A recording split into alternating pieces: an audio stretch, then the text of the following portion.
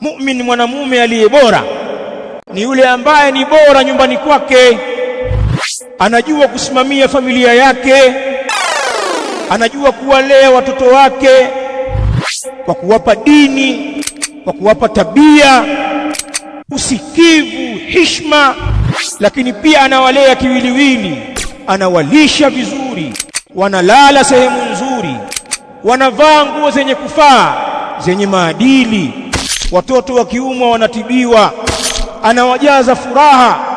Huyu ndio mwanaume bora katika waumini, ambaye ni mbora kwa watu wa nyumbani. Kisha Mtume alayhi salamu akasema, wa ana khairukum li ahli, na mimi bwana ndiye mbora wenu kwa watu wangu wa nyumbani. Mimi naongoza kuwa bora kwa watu wa nyumbani kwangu. Mtume alayhi salatu wasalam anatuambia hivi kutufunza